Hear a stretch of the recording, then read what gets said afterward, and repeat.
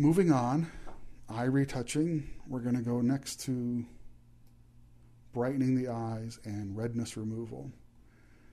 We're going to click on the brighten eyes layer, and we're going to click on the mask part of the layer, and we're going to be painting over the eye.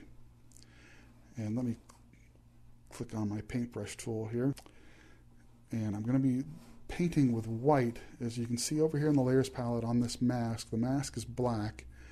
Black conceals, white reveals. So click on the mask part, make sure that in my foreground and background colors down here that my foreground color is white. If for some reason, if you were doing something else and you had a funny color or something picked as your foreground color, well, because I'm on the mask, it made that color that I just picked, it made it gray. If for some reason you didn't have white here in the foreground, if you click the letter D for default on your keyboard, it makes your foreground color white and your background color black. Those are the default foreground and background colors. So you just click the letter D, and so now we're going to be painting with white, and we're just supposed to paint on this brighten eye layer. We're just supposed to paint on the eye itself, the whites of the eyes, the iris, the pupil, everything that's actual eye. We don't want to get too much of the skin. In this case, because the eyelashes are so dark, it doesn't matter if we go over the eyelashes as well. But we're just concentrating on going over just the eye itself. Okay. So what that done is just brightened up the eye for us. And I'll click the layer off for you to see here. That's before, that's after. See how I just made the eye nice and bright? Okay, next thing we're going to do is get rid of some of this excess redness over here. We don't want to get rid of it completely, but we're just going to get rid of it a little bit.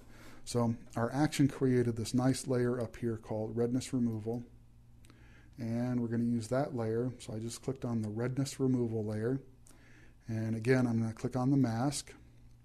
And what this layer is, actually, just so you know what's going on behind the scenes, it's a hue saturation layer where I've gone in and I've desaturated just the reds.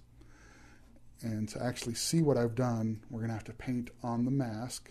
Again, we're going to be painting with white, and we're just going to paint over the whites of the eyes, anywhere where it's a little bit too red, and we want to get rid of the bloodshot of the eyes, the redness, bloodshot. Ew, that really sounds terrible, doesn't it? We'll just say the redness of the eyes.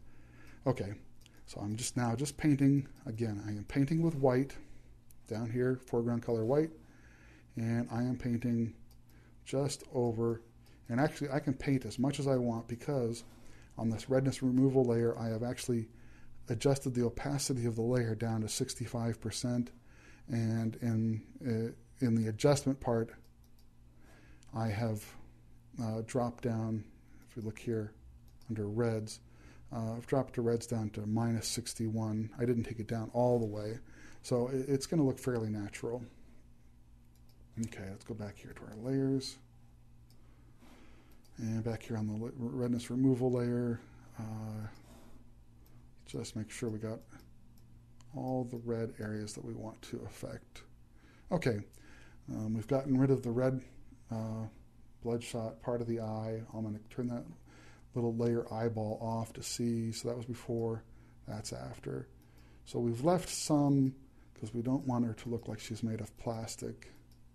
We want it to look real, but just a little bit better. Okay, so we've done brighten eyes and we've done redness removal. We're going to move on up here to the pupil and the iris next. So we're going to continue eye retouching with the pupil and the iris.